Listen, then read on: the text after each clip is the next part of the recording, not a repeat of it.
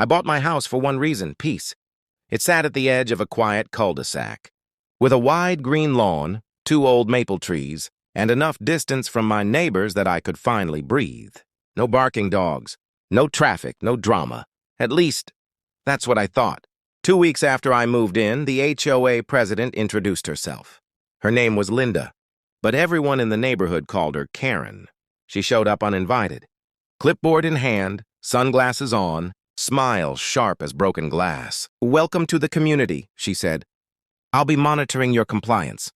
That was my first red flag. The second red flag came the next morning when I opened my front door and saw a white luxury SUV parked halfway across my lawn. Not the street, not the curb.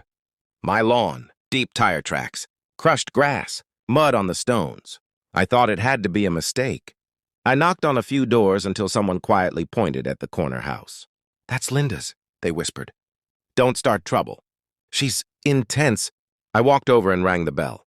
She opened the door, looked past me, and said flatly, "Yes, your SUV is on my lawn." She smiled. "Yes, the street was full." "That's still my property." She sighed dramatically. "Actually, under HOA bylaws, front lawns fall under community aesthetic control." I blinked. "That doesn't mean you can park on it." She leaned in. "It means I can use it if necessary." Then she closed the door. I stood there in disbelief. That afternoon, I had it towed. Problem solved, right? Wrong. The next morning, her SUV was back. Same spot, deeper tracks. This time, a small orange HOA notice of lawn violation sign was stuck into my grass. Violation, damaged turf. Owner responsible for restoration. She fined me for the damage her SUV caused. I went to the HOA board. They sided with her.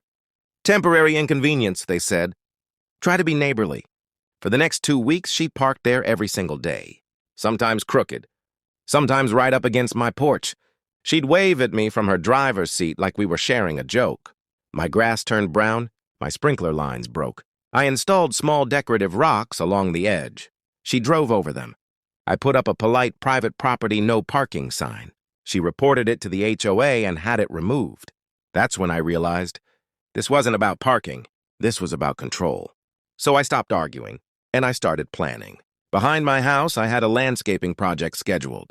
I was redoing my backyard garden, and a local supplier was delivering a massive load of mulch, Ann noted, nearly 3 tons. I called them and changed the drop-off location. "Front yard," I said. "Right in the center." The driver hesitated. "There's usually a car there."